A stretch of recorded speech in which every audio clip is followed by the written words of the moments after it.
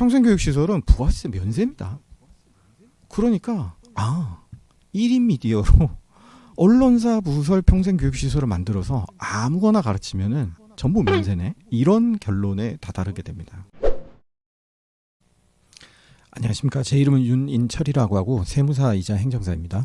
오늘은 평생교육법 관련된 이야기를 하도록 하겠습니다. 난다우지 평생교육법이 뭐냐, 필라테스와 요가 관련해서 세금 문제가 좀 첨예해요. 그래서 요거 관련되는 이야기를 해보도록 하겠습니다. 평생교육법이라는 거는 학원이나 학교에 비해서 좀 낯설죠. 그래서 원래는 평생교육은 예전에 학교를 못 다녀가지고 글을 못 읽는 분들 야학 같은 거 하잖아요. 그런 게 원래는 주 목적인데 그런 범위에서 점차 범위가 넓어져서 진로 개발, 그래서 IT 교육 같은 걸 하기도 하고요. 혹은 인문, 문화예술, 시민참여 등등등 해서 굉장히 교육 범위가 확장이 되죠. 그래서 실제로 평생교육을 가장 흔하게 볼 수 있는 거는 여러분이 문화센터라는 거, 백화점이라든지 아니면은 언론사 같은데 무슨 MBC 문화센터든 SBS 문화센터 이런 거 있죠. 조선일보 문화센터, 동아일보 문화센터 이런 것들이 있어요. 그래서 이 평생교육이라는 거는 학교 정규 교육만 아니라면 사실상 교습 내용에는 법에 제약이 없다. 아무거나 가르쳐도 된다. 이렇게 상징적으로만 이렇게 해놨지 구체적으로 뭐 가르쳐라고 법에 나와 있지는 않습니다. 그럼 평생교육기관이라는 게 뭐냐? 평생교육 같은 경우에는 보통 다른 인허가 같은 경우에는 인적 요건도 있지만 물적 요건도 있습니다. 무슨 말이냐면은 시설이 어느 정도 돼야 된다. 예를 들어서 식당 같으면은 음식점은 위생시설이 돼 있어야 되고 이런 것들이 있는데, 학원 같은 경우에도 몇 평 이상이고 하는 것들이 있는데 평생교육기관은 그런 요건이 하나도 없어요. 운영을 어떻게 해라? 이것도 규제가 없습니다. 물론 일부 예외는 있지만은 그 대신 인적 규제만 있습니다. 이게 뒤에 보시면 아시겠지만 아무나 할 수 있는 게 아니에요. 그래서 설립자가 대단하신 분이라야 된다. 내지는 법이나 단체가 대단한 데라야 된다. 아무나 할 수 있는 게 아닙니다. 그러다 보니까 아까처럼 교습 과정에 대해서 구체적으로 간섭을 안 하는 게 어련히 알아서 하겠거니 하는 게 좀 큰 것 같아요. 이건 개인 의견입니다만은. 하지만 실무적으로는 교육청에서 꽤 간섭을 많이 합니다. 그래서 보면은 강남 서초 교육지원청 홈페이지 이렇게 돼 있는데 여기 보면은 신고서하고 엄청 많이 써놨어요. 근데 이 중에 법에 있는 것도 있지만 법에 없는 것도 많아요. 그래서 제가 한번 물어봤어요. 민원을 넣어가지고. 예를 들면은 여기 지하에 설립 불가 이런 거 있거든요. 법에 전혀 없습니다. 그랬더니 거기서 하는 이야기가 여기 분명히 불가라고 써 있는데 이게 불가는 아니고 그랬으면 좋겠다는 의미고 하여튼 말도 안 되는 소리 갖고 했는데 이렇게 쓰면은 사실 이거 다 위법입니다. 공무원들이 법에 없는데 이런 서류로 요구한 자체가 위법이에요. 근데 교육청이 이게 다른 데랑 독립된 데다 보니까 인사교류도 없고 그래서 그런 것 같은데 유독 이게 법하고 실무가 벌어지는 경우가 많아요. 그러니까 이렇게 요구를 하는 게 왜 그런지는 저도 충분히 이해는 합니다만은 그런 법을 고쳐야 되거든요. 근데 그럴 생각을 안 하고 그냥 공무원 마음대로 막 이런 저런 거를 이렇게 추구하는데 분명히 말씀드리자면 위법입니다. 근데 이거 갖고 소송할 수는 없고 장단에 어느 정도 맞추긴 해야 되는데 기본적으로는 이거에 대한 제약이 없다. 요 말씀만 드리고요. 평생교육이 아무나 못 만든다고 그랬는데 이런 겁니다. 학교 형태, 학교는 일단은 개인은 안 되죠. 그럼 사내대학인데 200명이 넘는 사업장이에요. 그러면은 최소 중견기업 이상이잖아요. 그 다음에 원격 대학 형태. 요거는 그나마 제일 좀 쉬운 거고요. 사업장 부서 직원 100명 넘어가는데 시민사회단체 회원이 300명 이상이에요. 이 정도 되면은 벌써 이름 되면 알만한 데가 대부분이에요.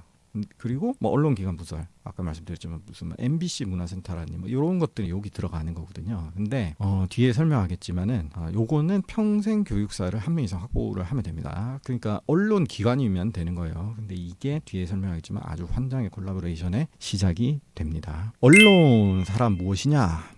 신문진흥법이라는 게 있어요. 거기서 언론사에 대해서 정하고 있는데 그 요건이 매우 간단합니다. 그냥 극단적으로 말하면은 주민등록 등본하고 임대차 계약서 들고 가면은 아무나 만들 수 있어요. 다만 개인은 안 되고 아마 단체나 법인만 되는 걸로 알고 있는데 법인이면 정관 같은 걸 들고 들어가야 되는데 사실상 규제가 없다시피 합니다. 그러다 보니까 이게 너무 남설이 되는 게 아닌가 싶어가지고 2016년인가요? 5인 이상으로 이걸 바꿔보려고 그랬어요. 자기 혼자 신문사라 그러면 이게 문제가 있는 게 아니냐 그래서 5인 이상 상근 인력을 의무화하는 걸로 법을 바꾸려고 그랬는데 이게 2016년 11월에 위헌 결정이 났습니다. 언론의 자유를 침해한다. 그래서 1인 미디어가 가능합니다. 이게 굉장히 중요한 건데 사실은 요거를 문제를 제기한 곳은 제가 알기로는 정의당하고 몇몇 독립언론이라 그래야 될까요? 이런 데서 했는데 이 헌재 결론으로 인해서 뒤에 가면은 정말 나비 효과가 엄청납니다. 자, 이 나비 효과가 어떤 식으로 이어지냐 그러면은 제가 음모론은 별로 안 믿는 게 이걸 다 누군가 한 명이 기획했다 그러면은 그 사람 IQ 300이에요. 다들 자기 파트에 자기 일을 열심히 하다 보니까 전혀 원치 않는 곳으로 이제 가게 되는 건데, 인터넷 신문사 설립은 사실상 제약이 없어요. 아무나 만들 수 있어요. 근데 인터넷 신문사도 언론기관입니다. 뭐 MBC만 언론이고 조선일보만 언론이고 그런 게 아니에요. 그리고 언론기관은 아까 평생교육시설을 만들 수 있다 그랬잖아요. 그러니까 평생교육시설은 또 이 언론기관 같은 데는 어련히 알아서 하겠거니 해서 딱히 법에 제약이 없단 말이에요. 근데 또 평생교육시설은 부가세 면세입니다. 그러니까 1인 미디어로 언론사 부설 평생교육시설을 만들어서 아무거나 가르치면은 전부 면세네, 이런 결론에 다다르게 됩니다. 그래서 누군가가 이걸 캐치를 한 거예요. 그래서 손님들을 찾았는데 거기 이제 덥석 제일 먼저 된 게 필라테스와 요가였어요. 사실 필라테스라는 게 한 10년 전 정도부터 유행하기, 10년까지도 안 됐나요? 뭐 유행하기 시작한 거. 그전에는 뭐 이름도 없던 건데, 요가는 뭐 그전부터 있었습니다만은 처음에 필라테스 학원을 만들었어요. 만들려고 교육청에 찾아갔네. 교육청 담당자가 학원법에는 교수 과목에 뭐 국영수는 있는데 필라테스는 없대요. 이제 구청 체육과에 가서 이제 체육시설업에 했더니 체육시설에도 해당되는 종목이 없답니다. 네. 체육시설업법도 제가 따로 설명 영상 여기 위에 띄워드릴 텐데, 뭐 운동한다고 다 체육시설이 아니고요. 그 정해진 것들이 있어요. 그것만 체육시설이고 거기 안 들어가면은 체육시설이 아닙니다. 그러면 아무것도 아니면 이게 자유업이라 그래가지고 세무서 가서 사업자 등록증만 내면은 바로 하게 되는데 아무 제약이 없는 거죠. 근데 이 사람들 입장에서는 간판을 학원이라고 붙였는데 부가가치세를 내려니까 좀 억울한 생각이 들죠. 그래서 아까 그 논법을 발견하신 분들이 언론 부설 평생교육원을 만들자라고 제안을 합니다. 이런 컨설팅 회사들이 우후죽순 생겨요. 그래서 인터넷 언론이니까 홈페이지 만드는 거 당연하고, 주로 IT 쪽 하시는 분들이 많이 뛰어든 걸로 알고 있는데, 하여튼 홈페이지 만드는 거 당연하고 거기 기사도 심지어 띄워줍니다. 어디 다른 데 거 사서 띄워주는 막 그런 식으로 해가지고 기사도 띄워줍니다. 그리고 아까 평생교육사를 한 명 필요하다 그랬잖아요. 여기서부터 상당히 탈법이 많이 들어가는데 아니 뭐 다 탈법이죠. 평생교육사 면허를 대여를 하기 시작합니다. 왜냐하면 평생교육사는 찾아보시면 아시겠지만 유튜브에서 평생교육사에 대해서 설명하는 데들이 대부분 무슨 학점은행제 이런 데들이에요. 왜냐 그러면은 이게 시험 한번 봐서 되는 게 아니고 학점을 이수를 해야 돼요. 그래서 상당히 시간이 오래 걸립니다. 막상 진짜 딸라 그러면은. 그리고 언론사 아까 쉽다 그랬지만 어쨌거나 설립신고도 해야 되고, 평생교육시설로 설립신고를 또 교육청에 해야 되고, 요런 그 행정 절차들도 있죠. 요거까지 아주 원스톱으로 해드리는 브로커들이 등장하기 시작했습니다. 등장하는 정도가 아니라 아주 성업을 한 걸로 알고 있습니다. 그러니까 헌법재판소에서 위헌 판결할 때 이게 이렇게까지 이어질 거라고 누가 생각했겠어요. 하여간 이 브로커분들이 어떻게 보면 이제 언론의 자유를 10분 향유하시면서 이제 한데, 여기서 끝이 아닙니다.